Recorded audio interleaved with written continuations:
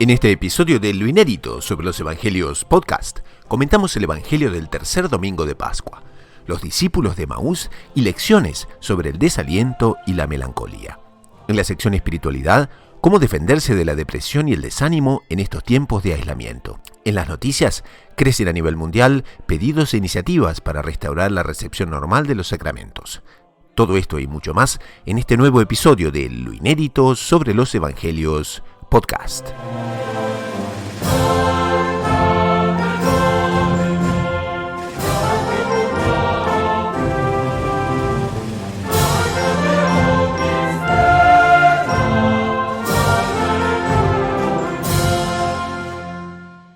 Salve María, la querida audiencia, bienvenidos a este programa número 80 de Lo Inédito sobre los Evangelios, número 65 para Radio María Canadá, la voz católica que te acompaña. Como ustedes saben, este programa está centrado en los comentarios al Evangelio del fundador de los Heraldos, Monseñor Joncla Díaz, y en su obra que justamente cubre 7 volúmenes y ha sido editada por la librería Editrice Vaticana de Roma. Entonces, este es un espacio, como siempre les contamos, donde heraldos de los 4 rincones del globo se reúnen justamente para comentar esos evangelios a la luz de los comentarios realmente luminosos de Monseñor Joncla, también de comentar noticias y conversar sobre temas de la espiritualidad que siempre nos pueden enriquecer y nos pueden hacer crecer. El evangelio de hoy es realmente un evangelio hecho para los deprimidos, hecho para aquellos que tienen problemas con la depresión o que a veces no se sienten motivados y no se sienten entusiasmados frente a cosas difíciles de la vida. Y entonces, hoy, en este momento en que estamos enfrentando una pandemia a nivel mundial, ¿cuántos de nosotros ciertamente nos vemos un poco chocados con este momento de aislamiento, momento a veces en que las personas se dejan llevar por una cierta depresión? Y entonces este es un evangelio ideal, se diría, para este fin de semana y también, por supuesto, para la situación en la que nos encontramos. Y nadie mejor para ayudarnos a conversar sobre este tema, y nada mejor para comentar este tema, que 2 de nuestros veteranos participantes en Lo Inédito sobre los Evangelios, que son el hermano Fernando Pío Galán de los Heraldos del Evangelio y el doctor Saúl Castiblanco. Salve María a los dos. Salve María, hermano Gustavo, salve María, doctor Saúl. Salve María, don Fernando, salve María, don Gustavo. Es siempre una alegría tenerlos. Les recuerdo que el doctor Saúl nos atiende directamente desde Bogotá, Colombia, y el hermano Fernando nos atiende también desde Roma. Así que son realmente distancias siderales que, se unen aquí en Lo Inédito sobre los Evangelios para comentar cosas interesantísimas.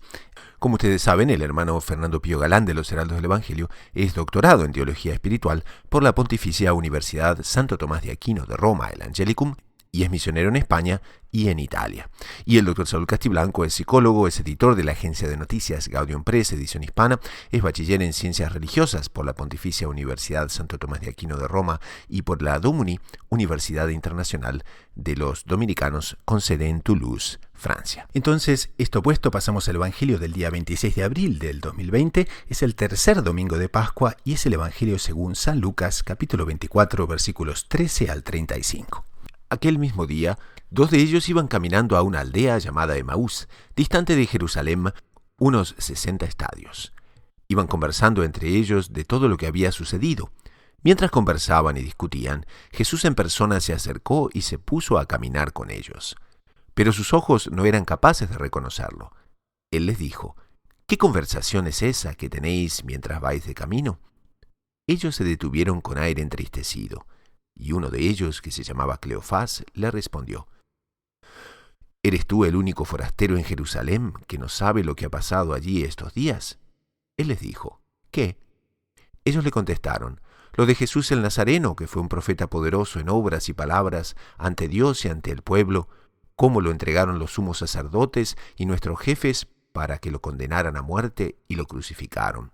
Nosotros esperábamos que él iba a liberar a Israel, pero con todo esto ya estamos en el tercer día desde que esto sucedió. Es verdad que algunas mujeres de nuestro grupo nos han sobresaltado, pues habiendo ido muy de mañana al sepulcro y no habiendo encontrado su cuerpo, vinieron diciendo que incluso habían visto una aparición de ángeles que dicen que está vivo. Algunos de los nuestros fueron también al sepulcro y lo encontraron como habían dicho las mujeres, pero a él no lo vieron. Entonces Jesús les dijo: qué necios y torpes sois para creer lo que dijeron los profetas.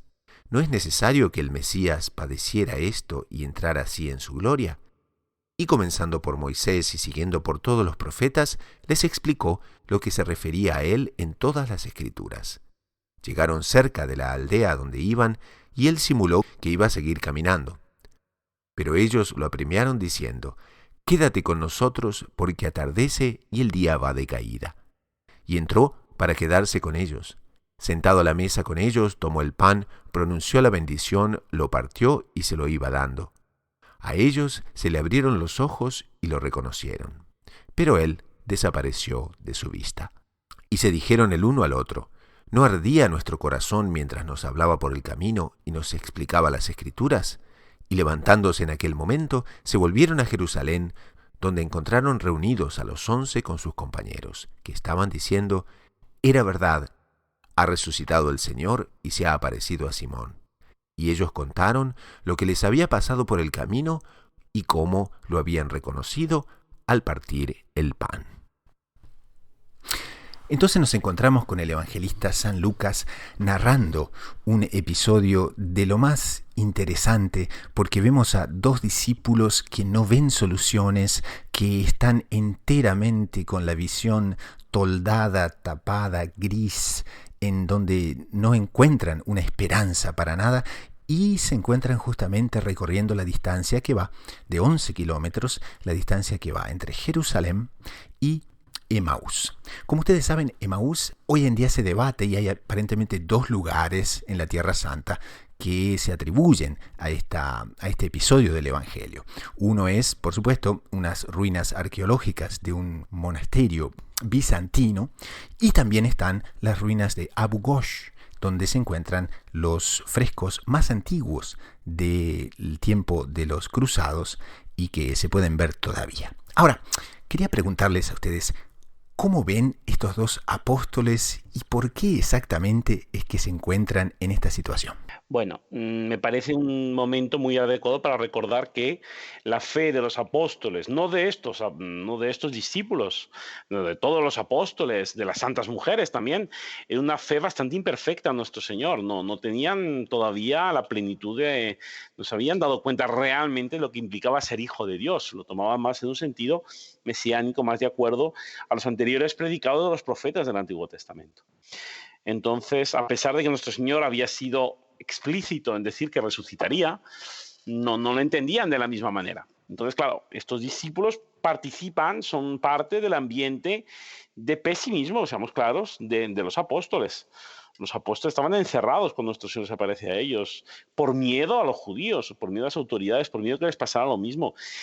No tenían, a pesar de haber convivido 3 años con nuestro Señor, todavía la visión carnal, la visión humana de nuestro Señor tenía una prevalencia, una primacía en su consideración hacia Él. Eran mundanos, no habían recibido el Espíritu Santo. Esto no es que sea una crítica a ellos, pero es que era lo que le correspondía. Y este episodio evangélico no hace sino confirmarnos y mostrarnos hasta qué punto cómo era la situación de ellos. Bueno, nuestro Señor les hace un reclamo, ¿no? Es impresionante. Qué necios y torpes sois para creer lo que dijeron los profetas. O sea, ellos habían escuchado la voz de los profetas, pero no la habían interpretado adecuadamente, sino, como dice don Fernando, tenían la visión mundana, terrenal del Mesías. Pero a mí me impacta es la bondad de nuestro Señor, ¿no? Que perfectamente podría haber tenido, además del reclamo, otro tipo de punición hacia ellos, pero no, Él busca estar con ellos, manifiesta en este episodio eso que él decía, de que su alegría es estar con los hijos de los hombres, y cuenta el Evangelio que les comienza a explicar nuevamente los profetas y comienza a tener esa paciencia, ese apostolado con ellos para hacer la metanoia de mentalidad. A mí me impresiona fundamentalmente su misericordia en este momento. Ahora uno ve que nuestro Señor elige con una delicadeza hablarles, ¿no? Porque hace una introducción pero tan interesante, porque dice: ¿qué conversación es esa que traéis mientras vais por el camino? O sea, podría haberlos reprendido directamente y no, se introduce. Debemos recordar que Él está con su cuerpo glorioso, que los discípulos no se dan cuenta quién es Él, pero que ahí justamente Él les da pie para que ellos se detengan. Y el Evangelio dice que ellos se detuvieron con un aire entristecido, ¿no? Y entristecido porque justamente veían que todas las esperanzas que habían abrigado de un Mesías, todos los deseos en fin, que habían abrigado de realmente el tiempo mesiánico previsto por los profetas pudiese ser una realidad, todo eso en la apariencia se había perdido. Y a tal punto que le relatan paso por paso lo que ha pasado. ¿Cómo? ¿Tú no sabes lo que ha pasado últimamente? Eres tan extranjero, ¿no? O sea, le echan en cara que no sepa que nuestro Señor había sido crucificado. Había sido realmente un hecho que había movido la ciudad de Jerusalén entera, según el testimonio de los discípulos, ¿no? Y se ve el dolor y la desazón, porque dice, ¿cómo lo entregaron los sumos sacerdotes y nuestros jefes para que lo condenaran a muerte y lo crucificaron? Y cuando dicen lo crucificaron, bueno, se acabó todo, se terminó. Desde luego. No, era la idea realmente. O sea, ellos esperaban, tenían una esperanza humana, la vida acaba con la muerte. Es verdad que nuestro Señor había resucitado a Lázaro y había resucitado a otros, pero claro, nunca habían pasado en la historia, nunca pasó de que alguien se resucitara a sí mismo. No, ellos no lo tenían realmente absolutamente como predecible, desde luego. Y ellos ven también que, bueno, lo que comentaban ustedes, ¿no? Que aunque, digamos, tenían la virtud de la fe, pero una fe tan debilitada, y sin embargo, en medio de eso todavía guardaban una cierta esperanza, aquí nos dice Monseñor John Clark, porque dice que la promesa que Jesús había hecho en varias ocasiones sobre su resurrección al tercer día está patente en el relato. Porque a las tantas dicen, es verdad que algunas mujeres de nuestro grupo nos han sobresaltado, pues habiendo ido muy de mañana al sepulcro y no habiendo encontrado su cuerpo, vinieron diciendo que incluso habían visto una aparición de ángeles que dicen que está vivo. Entonces, aquí Monseñor John Clark resalta, subraya y dice, resulta patente como la tristeza, la perplejidad e incluso la perturbación entraron hasta el fondo de sus almas. Entonces, ¿cómo es esa tristeza? ¿Cómo es esa perplejidad? Y bueno, cualquier paralelo con la presente situación, ¿no es cierto? No es de casualidad. Por tanto, tristeza, perplejidad, perturbación, ¿están presentes en nuestras vidas? ¿Qué deberíamos hacer nosotros también a la luz del ejemplo de los discípulos y sobre todo a la luz de cómo nuestro Señor los trata? Bueno, pues la respuesta, desde luego, ya primero nuestro Señor les dice. Hay que decir, hasta ahora los ha tratado de una forma muy delicada, como decía el doctor Saúl, ¿no? Pero ahora les dice que necios y torpes sois para creer lo que os dijeron los profetas. Necesitaban una sacudida, ¿no? Sí, desde luego, o sea, nuestro Señor, como hemos visto en todo el Evangelio, siempre es muy respetuoso. Pero si dice eso es porque lo necesitaban, ¿no? No podemos pensar que Él perdió la paciencia por lo que fuera, que esto fuera un defecto de nuestro Señor. Necesitaban una sacudida, aunque fuera dialéctica. Y es interesante que Él no dice, pero si habéis estado con Jesús, ¿cómo no os acordáis lo que Él os dijo? No. Él no hace referencia a eso. En creer lo que dijeron los profetas, o sea, vuestra instrucción religiosa, lo que está escrito, ¿no? No era necesario que el Mesías padeciera esto y entrara así en su gloria, o sea, les está echando en cara no los hechos maravillosos que vieron, no los milagros que vieron y que ellos cuentan, que era un profeta grande en obras, no, ni siquiera les habla de las obras de Jesús, sino de la enseñanza de los profetas. Eso me parece una lección preciosa para nosotros, porque mucha gente dice, no, si yo viera un milagro, si yo viera esto, yo creería, o yo tendría fuerzas, pero no es eso lo que dice nuestro Señor. Nuestro Señor dice que que eran torpes y necios al no escuchar a los profetas, o sea, a la instrucción religiosa, a la escritura, que por cierto, esto tiene un paralelismo directo con la parábola de Epulón y Lázaro. Cuando Epulón le dice a Abraham que si sus parientes vieran un muerto resucitar, ellos creerían, le dice que si no creen en los profetas, ni siquiera viendo un muerto resucitaría.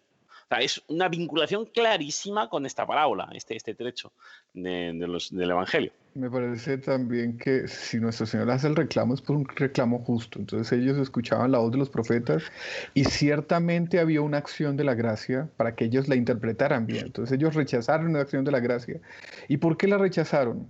Hipotetizo yo por su mentalidad mundana, justamente. Ellos estaban contaminados por la visión mesiánica, terrenal y farisaica que dominaba al pueblo judío.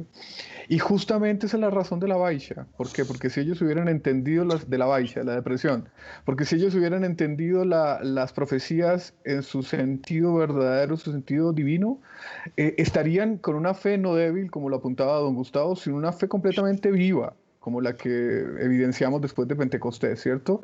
Pero era realmente una fe débil, porque ya las mujeres habían dicho, el sepulcro estaba vacío, los apóstoles lo corroboraron, un ángel nos dijo, ¿por qué buscáis entre los muertos aquel que está vivo? O sea, ya inclusive no eran los profetas antiguos, sino esas voces proféticas del momento que le decían, está vivo.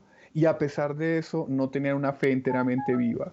Y me sigue conmocionando la misericordia de nuestro Señor. Bueno, ustedes que son todo eso que acabamos de decir, aquí estoy yo y yo en persona les voy a explicar el sentido de las profecías. Y les va abriendo el corazón, tanto que el Evangelio dice, ustedes no sentíamos cómo se enfervorizaba nuestro corazón a medida que Él nos iba hablando. Es un amor infinito de nuestro Señor. Y uno ve también como poco a poco, con aquella delicadeza del Salvador, les va levantando, los va levantando, los va levantando hasta el momento donde llegan a la aldea. Y nuestro Señor simula seguir camino como para, un poquito como para probarlos, ¿no? A ver si realmente estaban dispuestos entonces a entusiasmarse, ¿no? Claro, exactamente. Ese era el punto fundamental.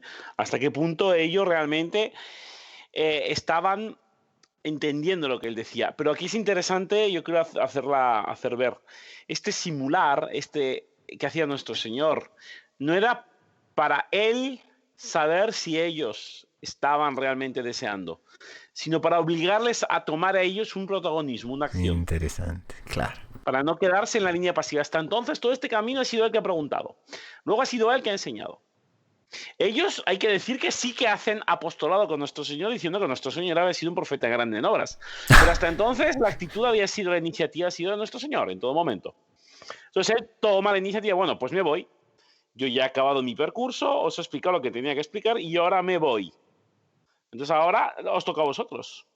Y esa iniciativa que toman los discípulos es sobre todo para ellos mismos, porque al tomar una iniciativa hacen que su fe, su nueva fe porque no podemos pensar que nuestro Señor les instruyó sin darles una gracia nueva, no es posible, no se hubiera quedado una simple instrucción académica, no es lógico. Entonces, en esta nueva fe hay que ponerla en obras, porque no nos olvidemos, nuestra fe necesita ponerse en práctica. Nuestra fe necesita ejecutarse y ponerse en obras, porque no existe una fe que no se plasme en obras, porque sería una fe muerta, una fe que no es verdadera fe, como dice San Agustín. Bueno, Monseñor Juan Cla destaca en lo inédito de los evangelios, y lo digo porque don Gustavo hace un parangón con la situación actual, que en cualquier caso los discípulos de Emaús eran abiertos a una relación social virtuosa con nuestro Señor. Entonces yo creo que es algo que podemos asumir hoy en día, no encerrarnos, porque el encerrarnos y pensar solamente en las dificultades del día a día nos lleva a la depresión. Entonces, abrirnos a los demás, pero sobre todo abrirnos a la palabra de Dios y pedir de Dios una visión sobrenatural de lo que está ocurriendo. Cuando eso llega con la gracia, es abrirnos a la gracia en el fondo, y llega la tranquilidad, llega el sosiego, llega la serenidad, incluso en medio de la dificultad, como ocurrió con los discípulos de Emaús. Ahora, ya que hemos flagelado bastante a los discípulos de Emaús en esta materia de desánimo y tal, hay que darles un crédito también, y es que no estaban apegados a ese desánimo, porque inmediatamente le piden a nuestro Señor, le dicen, quédate con nosotros porque atardece y el día va de caída. Y entonces le incitan a quedarse, y nuestro Señor evidentemente acepta inmediatamente. Y ahí, claro, en ese momento se da algo que es fabuloso, y es que nuestro Señor entonces parte el pan con ellos. Claro.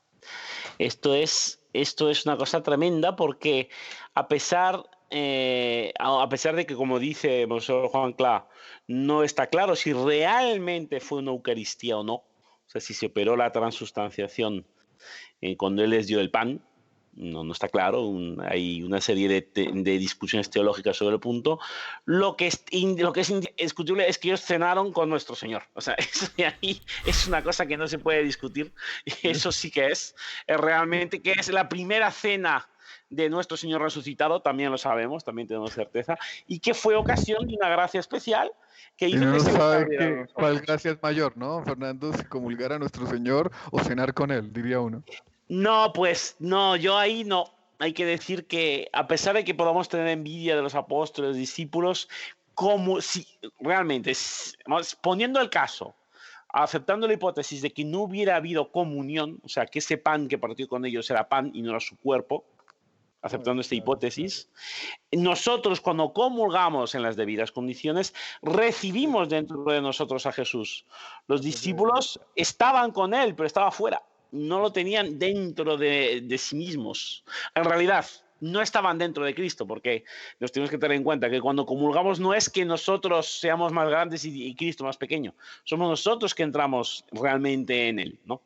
Entonces, la convivencia que nosotros podemos tener en una comunión eucarística es superior a la convivencia que tuvieron los propios discípulos de Maús con nuestro Señor. En este Las sentido que estamos hablando. afirmaciones para estos días en que estamos pidiendo a gritos con las debidas precauciones de salud nuevamente la comunión eucarística.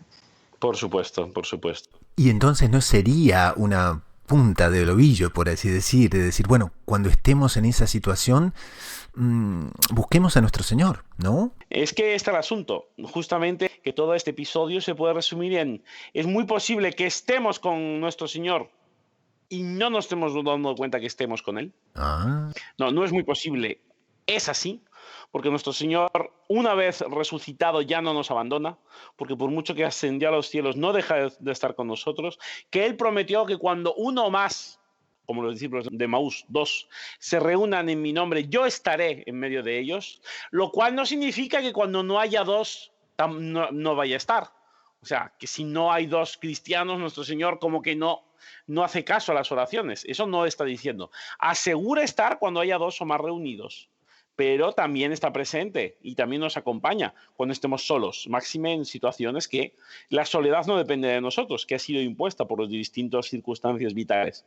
Entonces, eso es muy importante. Y luego, otro punto, tenemos que saber que nuestro Señor se encuentra también en la instrucción. Aprovechemos el tiempo para instruirnos, pero para no una instrucción académica, porque no se trata de leer o aprenderse de memoria pasajes, porque yo no tengo duda, nuestro Señor no dice, ay, que cómo sois burros que no os aprendisteis a los profetas. No creísteis en los profetas. O sea, os ha puesto estos discípulos tienen una formación que no era amorosa, era una instrucción, pero no era formación. Ellos no habían tomado una forma de fe.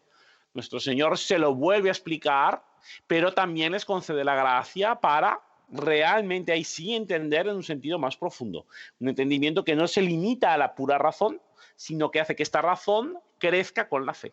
¿Qué hubo de especial en esa catequesis de nuestro Señor a los discípulos que no la haya tenido, ese algo especial que no lo haya habido antes en la convivencia de nuestro Señor con los discípulos de Maús? Planteo la pregunta y no sabría decir bien la respuesta. Lo único que es que ellos abrieron su corazón. Claro. O sea, había seguramente una especial infusión de la gracia y seguramente las circunstancias vividas los habían conmovido en sus criterios mundanos y entonces esos criterios como que estaban más débiles y seguramente además de la gracia una preparación natural en esa línea para aceptar la nueva explicación de los profetas y abrirse a la persona de nuestro Señor. Yo creo que fue realmente eso, sí. Ellos salieron de su comprensión, ellos estaban dentro de un camino, digamos, tranquilo. Luego este camino tranquilo se encuentra con nuestro Señor antes de la pasión.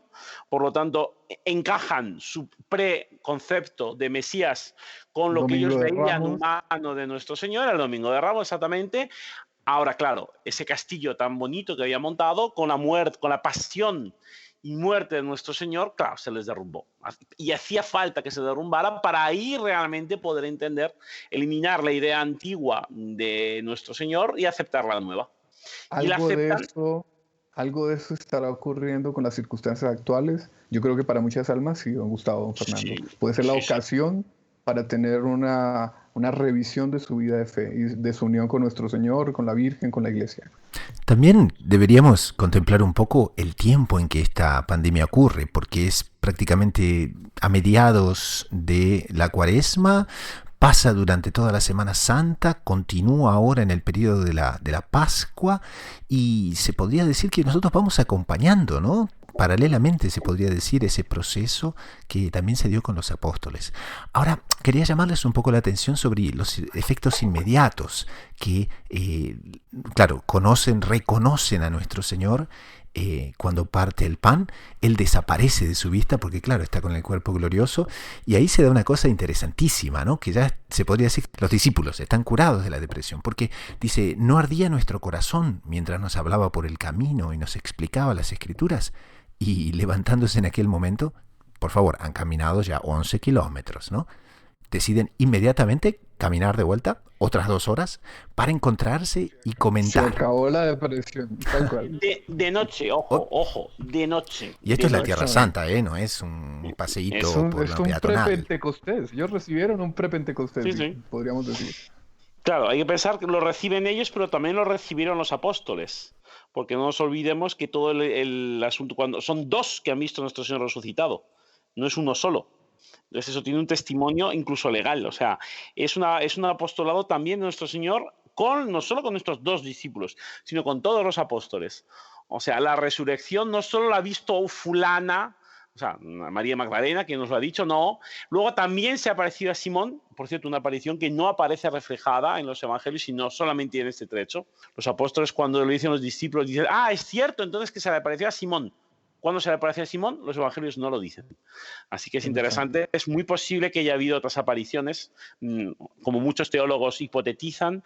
La primera que recibió la visita de nuestro Señor fue Nuestra Señora. Por mucho que los evangelios no lo refrenden, no lo cuenten, los propios evangelios dicen que no cuentan todo lo que pasó. Así que es una pía creencia, es una opinión totalmente legítima pensar que Nuestra Señora fue la primera persona que vio a nuestro Señor resucitado. Cierro paréntesis. Entonces es esto, realmente nuestro Señor tiene este interés, esta caridad de manifestarse, y tiene la caridad de confirmar esta fe en la resurrección con los apóstoles antes todavía de aparecer Él. Antes de aparecer Él en persona. Claro, y en la línea de lo que acaba de decir el hermano Fernando, no es solamente una confirmación lógica de testigos creíbles, es una ya comunicación de la gracia que Dios realiza a través de las santas mujeres, a través de San Pedro y San Juan, que encuentran la tumba vacía, y también a través de los discípulos de Maús. Él es muy procesivo, él es muy cuidadoso con las almas, y las va encendiendo, va educando, las va quitando el hollín que hay en esas cabezas mundanas. Es muy bonito, es muy bonito. Entonces aquí podríamos llegar ya a la conclusión de este primer segmento del programa, y podríamos ya aplicar entonces las palabras que el propio Monseñor Jonclar usa en su comentario al Evangelio, y dice: en los versículos siguientes, San Lucas describe entonces la aparición de Jesús a los 11 en Jerusalén. De nuevo, reluce la infinita sabiduría y la diplomacia del Divino Maestro, tratando a los apóstoles con insuperable cariño y grandeza al mismo tiempo. Solo Jesús consigue armonizar virtudes tan opuestas, y a pesar de que no se ha añadido al Evangelio de este domingo, lucraremos mucho leyéndolos. Entonces, con esto podemos dar conclusión al primer segmento del programa. En el siguiente segmento vamos entonces a tratar con el doctor Saúl Castiblanco qué se da en el alma cuando viene la depresión. La depresión tiene causas naturales, causas sobrenaturales, cómo las distinguimos. En fin, realmente no se lo pierdan. Ya retornamos con el segundo segmento del programa. Pasamos a la segunda sección del programa, que es la sección espiritualidad. En esta sección exploramos temas centrales de la vida espiritual para el beneficio y el crecimiento de la audiencia. La primera parte del programa versó sobre unos apóstoles deprimidos, sobre unos apóstoles realmente con el ánimo por el piso, y se da un paralelismo muy grande con muchos de nuestros contemporáneos que tienen que enfrentar una soledad impuesta, que tienen que enfrentar una situación donde se encuentran aislados y donde realmente es un desafío para muchos, sobre todo para aquellos que no están tan familiares con el silencio, no están tan familiares con la soledad, y en ese sentido, claro, nos puede afectar a todos de una manera bastante negativa. Entonces hoy estamos con el doctor Saúl Castiblanco, que es psicólogo, por supuesto, y el psicólogo que nos va a dar un aspecto del punto de vista católico de cómo debemos raciocinar cuando nos encontramos frente a la depresión, cuando nos encontramos frente a la tristeza. Doctor Saúl, hay una tristeza, hay una depresión que es espiritual y otra que es física. Ahora, ¿qué nos aconseja usted para saber discernir bien y para saber sobre todo aplicar los apósitos, las curitas, por así decir, ¿no? Los band-aids, para conseguir justamente que esto no se transforme en una cosa negativa, sino que nos haga crecer en la vida espiritual, que es la razón de este segmento? Don Gustavo, primero decir que la depresión, antes inclusive del coronavirus, ya era una pandemia. Las proyecciones, inclusive de la misma Organización Mundial de la Salud, así lo dicen, ¿no? Si mal no recuerdo, tema que tuve que investigar para una nota periodística, iba a ser la segunda en pocos años, si no recuerdo mal, 2025 iba a ser la segunda causa de faltas laborales en el mundo, la depresión. Entonces, este es una pandemia previa a la pandemia del coronavirus. ¿Qué es la depresión? La depresión es una sensación de desolación, es una tristeza grave y que puede ser gravísima y que inclusive puede llegar a resultados fatales. ¿Fruto de qué? Bueno, ahí son muchas las causas, muchas las explicaciones, los estudios son muchísimos.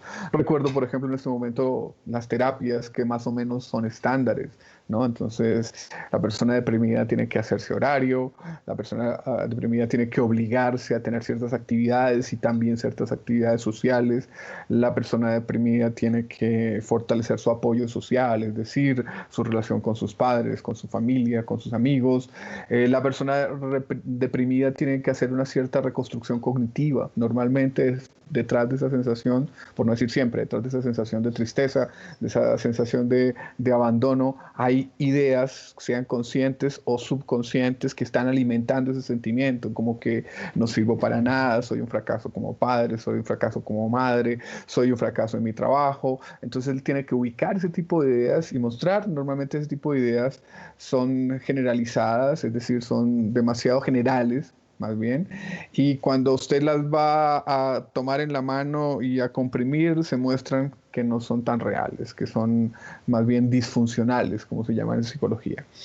Pero dicho todo lo anterior, don Gustavo, yo creo, y ya viendo la cosa más desde el lado de la fe, desde el lado de la espiritualidad, desde el lado de la teología, que hay razones más profundas. No es que lo anterior no sea cierto, pero eso es como que una explicación secundaria. Pero doctor Saúl, antes de lanzarnos por ese aspecto, quería preguntarle, pero uno, digamos, es una cosa que podría ayudarnos bastante el decir que no estamos solos en este cuadro, ¿no? Porque muchas veces la persona piensa, esto me pasa solo a mí, ¿no? Y lo que puede agrandar bastante entonces la depresión. Que si saber que el sufrimiento es algo general me puede ayudar a mí, ¿entendí o no? Claro, que sería más que este cuadro de depresión, este cuadro de desánimo, por así decir, no nos pasa solo a nosotros, sino que es bastante generalizado, ¿no? Porque a veces uno se siente que es el único que le pasa esto, ¿no? Y en consecuencia la sensación de desánimo parecería agravarse. Don Gustavo, sí, lo que usted acaba de decir es completamente real.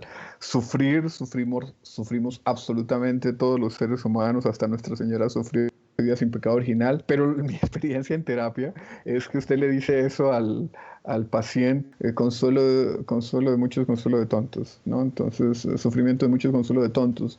Entonces, un infierno, ella vive en una cárcel que lo agrede, una cárcel sola, entonces, ¿cómo ayudarla? Y aquí voy a una elucidación de los instintos humanos que yo aprendí con Monseñor Juan Cladías, tengo que decirlo, ¿cierto? Y es que existe el instinto de sociabilidad, eso no lo dijo Monseñor Juan Clá, pero lo que sí escuché de él y aprendí del doctor Plinio Correa Oliveira, si mal no recuerdo, es que ese instinto de sociabilidad tiene una sustentación metafísica. ¿Y es cuál? Que todos buscamos el absoluto. Es decir, todos buscamos ese ser infinito que nos llene, que nos acoja, que nos complemente. Pero para llegar al absoluto, nosotros partimos también del conocimiento de la realidad creada. Y los cercanos, más cercanos en la realidad creada, son los otros, son los prójimos, ¿cierto? Entonces, el contacto con los otros, cuando es bien realizado, ya nos va llenando esa sed de complementariedad que es la que está en la base del instinto de sociabilidad. Pero resulta que de los otros comúnmente no recibimos acogida. Entonces, el instinto de sociabilidad se podría definir más como un instinto de complementariedad que quiere ser acogida. Es lo que escuchamos. Todos queremos amar y ser amados. Y es muy real. Pero resulta que en este mundo eso no es fácil de encontrar. ¿Por qué? También porque no estamos llamados a encontrar eso en este mundo construido bajo el pecado original. No, estamos llamados a encontrar eso en nuestra relación con Dios. Entonces yo creo que en la base, si no de todas las depresiones, de muchísimas depresiones, lo que está es el no sentirse amado, el no sentirse complementado, el no sentirse acogido. En el fondo, arropado en su contingencia, en su debilidad, en sus carencias. Entonces, cuando uno siente eso en una persona que está deprimida, y uno dice, oiga, la solución en el fondo es que él sienta, va a sonar un poquito medio beata, pero es la verdad, que él siente un poquito de amor. ¿Cómo hace uno? Y resulta que yo en este momento, si soy psicólogo, atendiendo a una persona, yo soy terapeuta. Yo no soy ni pastor, ni soy Dios, ni soy la mamá de él. Pero yo creo que todos tenemos que ser un reflejo de la bondad de Dios y de la bondad materna de la Virgen con todos los hombres. Yo creo que esa es la mejor terapia contra la depresión. Ayudar a la persona a salir de su cárcel diciéndole que aquí dentro de su cárcel hay algo y hay alguien que le quiere por ser usted lo que es, ¿no? Entonces, yo creo que sí, que la causa en el fondo mayor de la depresión hoy en día es la ausencia de la caridad cristiana. La gente quiere, primero cada uno quiere regular su vida de acuerdo a unas normas propias que asume de los otros, que asume que coge de los otros y que asume como propias de realización. No, yo seré feliz si yo tengo tanto dinero, si tengo tal familia, si tengo tal empleo, si tengo tal prestigio, ¿cierto? Y lo alcanza todo y no quiere la felicidad, no obtiene la felicidad. Porque la felicidad termina siendo esa unión, partiendo o nutriéndose de esa unión con Dios en la que la persona necesita, requiere y se siente amada. Y como esa caridad de Dios normalmente se vehicula por las relaciones humanas, cuando es una sociedad humana construida bajo los parámetros de Dios, donde se difunde la caridad cristiana, yo creo que esa es la causa de la tristeza y la depresión. Entonces, en esta época de pandemia, don Gustavo, yo recomiendo mucho, por ejemplo, tips, como se dice vulgarmente, ¿cierto? Hacer redes sociales para rezar el rosario, ¿no? Veo que se está haciendo bastante en diversos países del mundo, muy bueno, porque uno con el rosario atrae la gracia, y con uno con el rosario se relaciona bien relacionado con los que está rezando el rosario. Entonces empieza a circular esa caridad cristiana. No aislarse, que yo cómo soluciono mi problema, no, espérese. Busque ayuda, y busque ayuda sobre todo religiosa, pero busque a sus amigos, llame a la persona con la que hace rato no se hablaba, pregúntele de su vida, el otro sabiendo que se están interesando en su vida se va a interesar en la suya, establezca esas redes, privilegie, sublime su instinto de sociabilidad colocándolo bajo una nota cristiana. Es una recomendación que yo haría, no sé qué a usted le parece, Gustavo. Qué lindo. Y una cosa que usted recomendaba entonces, porque si las raíces del desánimo, las raíces de esa depresión están en que la persona tiene ese requerir ser amada y sentirse amada, no nos olvidemos que, claro, muchas familias, por ejemplo, que de nuestros oyentes están en casa ya por varias semanas y seguramente se darán algunos roces también en la convivencia. Y entonces, ¿qué nos aconseja? ¿Cómo ve usted desde esa perspectiva el hecho de hacer sentir a los otros que son amados y que realmente nos interesamos por ellos? Mire, don Gustavo, que al inicio del comentario que hace Monseñor Juan Clá, del Evangelio que acabamos de estudiar, de analizar, él dice que ahí está el instinto de sociabilidad presente en todos los seres humanos. Cuando ese instinto está regado por la gracia, es lo que acabamos de leer, es el relacionamiento de nuestro Señor con los discípulos de Maús, donde todo se reconstruye, donde la alegría fluye, donde se reconstruye el entusiasmo y se sale de la depresión. Pero cuando no, ¿cierto? Cuando lo que está presente es el egoísmo y la no gracia, es el asesinato, es el aprovechamiento, son todos los vicios, son todos los pecados, son todos los crímenes. Entonces, la opción está ahí puesta y es muy radical, tanto para el lado del bien como para el lado del no bien. Entonces, en la casa, en el hogar, donde sabemos que han aumentado los problemas intrafamiliares, en todas partes, y es comprensible. Entonces, lo primero que hacer es acudir a la fuente de la gracia, que es la vida de piedad, rezar, orar, procurar con paciencia, sin forzar, con educación, que todos los miembros del hogar recen el rosario, tengan una meditación diaria de las Sagradas Escrituras también. Pero Monseñor Juan Cla nos hablaba mucho de la admiración, ¿no? Inclusive en el último libro de él, maravilloso, sobre Nuestra Señora, él dice que el primer secreto que Dios le reveló a la Virgen, cuando ella abrió los ojos después de nacida al universo entero, fue justamente ese, que en el universo entero estaba reflejado él y ella comenzó a admirar a Dios en el universo, ¿cierto? Entonces la familiaridad, que hoy en día aumenta, ¿por qué? Porque antes yo veía a mi esposa 2 horas al día, ahora la estoy viendo casi que 24, pues la familiaridad puede aumentar el vínculo, como puede desgastar también el convivio, puede desgastar la convivencia, ¿cierto? Y entonces en lugar de ver las cualidades, ver los defectos. Entonces justamente tenemos que pedir la gracia y hacer un ejercicio natural para ver las cualidades de las personas, ¿cierto? Para salir de nuestro egoísmo y ver, oiga, mire, esta persona con la que estoy conviviendo, mire cómo está esforzada haciendo los quehaceres de la casa, cocinando. Yo tengo que tener una paciencia especial con ella porque ella está haciendo en ese momento un esfuerzo que antes no hacía,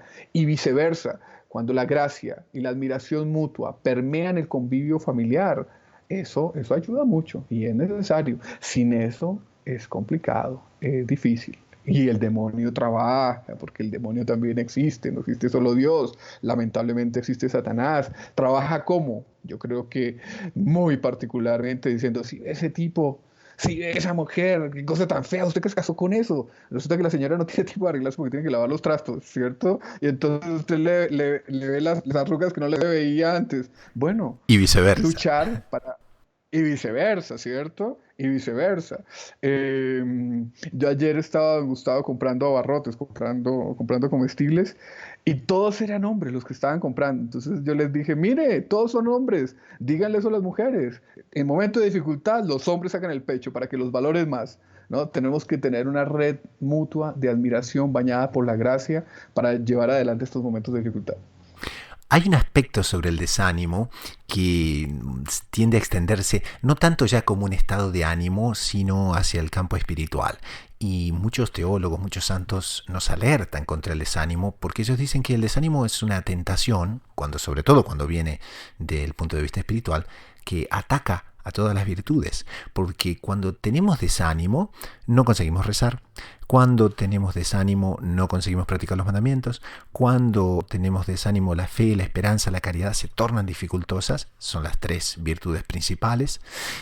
Y entonces, doctor, ¿qué nos dice ese aspecto del desánimo cuando ataca y sobre todo cómo debemos pensar y cómo debemos focalizarlo como un enemigo de todas las virtudes? Como bien decía don Gustavo, el desánimo es terrible porque anula cualquier tipo de energía para cualquier tipo de cosa, particularmente para llevar adelante la lucha diaria para la virtud. El desánimo es terrible. Pero yo diría que el desánimo surge porque sea naturalmente o preternaturalmente, el demonio consigue retirar la buena ilusión. ¿Y cuál es la buena ilusión? La buena ilusión es que podré ser bueno, la buena ilusión es que podré ser feliz, la buena ilusión es que podré mejorar, la buena ilusión en el fondo es que podré alcanzar la felicidad que mi alma anhela. Entonces, puesto en esos términos, se muestra más fácilmente la solución. ¿Y es cuál? Oiga, nosotros no fuimos creados ni para tener un Lamborghini, ¿cierto? Que de pronto en estos días voy a tener que vender para sustentar mi empresa, ni para todas esas cosas materiales. Nosotros estamos llamados a obtener la felicidad de esa relación con Dios, ¿cierto? De esa relación con Dios que baja en cascada a través de todas las bondades de la iglesia, por ejemplo, a través de la devoción a Nuestra Señora, ser perfectísimo que nos contempla en Dios a todos los seres humanos y, como nos dice la teología católica, nos quiere más que todas las madres juntas, las mejores querrían a un solo hijo único que tuviesen. Entonces, cuando yo tengo esa noción, por ejemplo, de fe clara en la cabeza, del amor eficaz, y omnipotentemente suplicante de la Virgen, el desánimo no es tan fácil que llegue a mi alma. ¿Por qué? Porque se me presentó tal dificultad, tuve tal contratiempo, tuve tal decepción incluso contra mí mismo. Yo simplemente levanto los ojos y digo, Madre mía, yo sé que tú a mí me quieres y me amas por las mil bondades que ya me has dado, porque me engendraste maternalmente para la vida espiritual y porque sé que la fe me dice que tú me amas. Entonces, cuando uno se siente amado, se siente acogido y por un ser que es omnipotentemente suplicante, el desánimo como que es exorcizado, porque a mí me han dicho muchos sacerdotes que ellos sienten, por ejemplo, las personas deprimidas, las personas que con mucha tristeza llegan a la confesión, la acción del demonio. Yo creo que hoy en día es muy raro un desánimo donde no esté presente Satanás. ¿Por qué? Porque como decía don Gustavo, con eso él consigue su mayor de las victorias, acabar cualquier energía. Entonces tenemos que pedirle a la reina de los ángeles exorcistas que nos aleje esos demonios de nuestras cercanías. Entonces, pidámosle fervientemente a Nuestra Señora, Reina de los Ángeles y Terror de los Demonios, que nos exorcice del desánimo, que nos exorcice del desánimo, que nos exorcice de la mala tristeza, porque realmente es un obstáculo que no nos va a permitir practicar ninguna de las virtudes. Y que nos dé, don Gustavo, y que nos dé una conciencia real del grandísimo amor que ella nos tiene, que realmente nos ama mucho. Espectacular. Doctor Saúl, la próxima tiene que ser para ese tema, para la espiritualidad. Cómo Nuestra Señora nos ama. Pasamos al tercer segmento del programa, que son las noticias de lo que ocurrió en la iglesia y en el mundo, y nos llega un cable de Gaudium Press de la presidencia de la Conferencia Episcopal de Polonia, que afirma que la pandemia no puede bajo ningún punto de vista separar a los fieles de la Eucaristía. Y este es un tema que queríamos conversar, que queríamos justamente traer a la luz en este programa, porque se van viendo muchos focos de reacción justo en el medio, en fin, a nivel universal, sobre esta ausencia de la Eucaristía, sobre esta ausencia de los sacramentos. Doctor Saúl, como editor de Gaudium Press, ¿qué nos comenta sobre esta noticia? Para mí es una alegría, don Gustavo, ver declaraciones como las que hace Monseñor Gadecki, que es presidente de la Conferencia Episcopal de Polonia, representando a un pueblo que inclusive bajo el yugo comunista no perdió la fe. Polonia es un pueblo que no perdió la fe, como si la perdieron otros pueblos, lamentablemente, ¿no? Y él seguramente está recogiendo no solo sus deseos, sino los deseos del pueblo polaco de restaurar la Eucaristía, de restaurar la comunión sacramental. Entonces, se nos está diciendo en todas partes que tenemos que acostumbrarnos a vivir con el virus, que tenemos que acostumbrarnos a restricciones en las cosas que hacíamos antes, de movilización, de reuniones. ¿Y por cuánto tiempo? ¿Y eso incluye el no poder asistir a los templos? No, no puede ser. No puede ser porque nosotros tenemos derechos, los fieles, los que creemos que no podemos vivir sin la Eucaristía. Recordaba un articulista de Gaudium Press en estos días la encíclica de Juan Pablo II que decía Ecclesia Eucaristía, la iglesia vive de la Eucaristía. Santo Tomás dice que cuando nuestro Señor en la oración del Padre Nuestro ofreció estar con nosotros, se refería específicamente a la Eucaristía. Entonces necesitamos la Eucaristía. Y pues el obispo Monseñor Stanislao Gadecki, él dice que tenemos que restaurar la Eucaristía. Es cierto que hay que cuidarnos de la preocupación de la vida, pero también tenemos que preocuparnos de la vida espiritual, y entonces veremos si mantenemos distancias, qué tipo de distancias, si las personas se higienizan antes de entrar al templo, si lo hacen con tapabocas o no, etcétera. Pero tenemos que restaurar la Eucaristía. Y esto, como bien lo decía don Gustavo, ya está ocurriendo en diversos países del mundo. ¿Por qué? Porque es petición del pueblo fiel, ¿cierto? Yo quedaré con nosotros hasta el final de los tiempos. También se interpreta particularmente la Eucaristía, que cuando nuestro Señor prometió su permanencia hasta el final de los días, se refería específicamente a la Eucaristía, a la hostia, al cuerpo, sangre, alma y divinidad de nuestro Señor Jesucristo. Entonces, los gobiernos tienen que respetar esos derechos y tienen que atender justamente para buscar el bien común de toda la comunidad, tiene que atender esas ansias. Además, estamos haciendo un análisis naturalista, además de los 1000 beneficios sobrenaturales y por tanto más importantes que le vienen a un pueblo con la celebración de la Eucaristía. No es que la Eucaristía se haya dejado de celebrar, pero cuando existe el pueblo fiel, existe una gracia especial, ¿cierto? Y seguramente muchas Eucaristías sí se dejaron de celebrar por la pandemia. Aquí hay un aspecto también que la propia Conferencia Episcopal anuncia a través de su vocero, el padre Pavel, que dice que las parroquias informarán a los creyentes locales la forma en la que pueden asistir a la celebración de la Eucaristía, cumpliendo nuevas normativas que exigen que solo esté presente una persona por cada 15 metros cuadrados de área en los templos. Y dice que cada párroco realizará las mediciones y cálculos para determinar el número máximo de fieles en cada celebración. Sin embargo, la nota dominante, como decía también el doctor Saúl, es la declaración de Monseñor Gadecki, que decía que no podemos imaginar que la, entre comillas, nueva normalidad, cierra comillas, signifique el aislamiento duradero de la mayoría de la sociedad o años sin la posibilidad de participación personal en la Santa Misa y en los ritos religiosos. Entonces vemos cómo esto es realmente una temática palpitante. En Francia, don Gustavo, ayer una reunión del presidente con líderes religiosos y los sacerdotes proponían algo interesante, o sea, no un límite de fieles por misa, sino un límite de cupo, claro, porque en Notre Dame cabrán ¿cuántos? 2.000 fieles. Usted no puede decir que 50 en Notre Dame es lo mismo que 50 en una capilla de oración perpetua. Entonces ya se empiezan a ver los detalles de cómo sería ese retomar de las misas públicas, de las misas con fieles, pero que hay que hacerlo sí, entre otras cosas porque nosotros somos hombres de fe y sabemos que eso es lo principal, pedirle a Dios ayuda y poder acceder al sacramento. Eso es fundamental y los estados nos tienen que respetar en nuestro derecho. Y de Polonia también podríamos ir, bueno, pasando por Francia, como decía el doctor Saúl, también a Asunción del Paraguay, donde el arzobispo de Asunción, Monseñor Edmundo Valenzuela, también afirmó que no podemos vivir de Eucaristías virtuales. Sí, la virtualidad es, no me acuerdo quién decía eso, pero me pareció muy real recientemente, don Gustavo.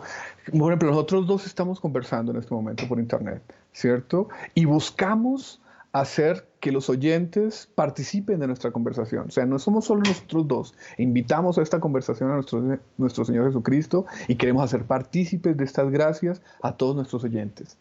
Pero la virtualidad tiene una nota también de impersonalidad, ¿cierto? Entonces yo voy a asistir a una Eucaristía virtual en la mañana y no es lo mismo en absoluto, ni siquiera desde el punto de vista natural, es decir, sin considerar la comunión sacramental, no es lo mismo estar enfrente del Padre, que yo lo vea con mis ojos físicos y que Él me vea a mí y que yo escuche ese sermón con... O sea, la virtualidad tiene una cierta nota de impersonalidad, que de pronto, por ejemplo, esta conversación que los otros dos estamos teniendo no es tan sentida, pero sí en una Eucaristía por internet. Entonces no es lo mismo y ya desde diversas fuentes se está advirtiendo de ese peligro de virtualizar las relaciones entre cristianos y virtualizar los sacramentos y virtualizar, ese es un peligro muy grave. Entonces es lo que entiendo, apunta Monseñor Valenzuela, el arzobispo de Asunción, Paraguay. Pasemos entonces al último segmento del programa, que son las sugerencias de la semana. Es un libro, un podcast de doctrina católica, un site, en fin, algo que nos haya gustado y que podemos recomendar para el bien espiritual de las personas. Doctor Saúl, ¿qué nos recomienda para esta semana?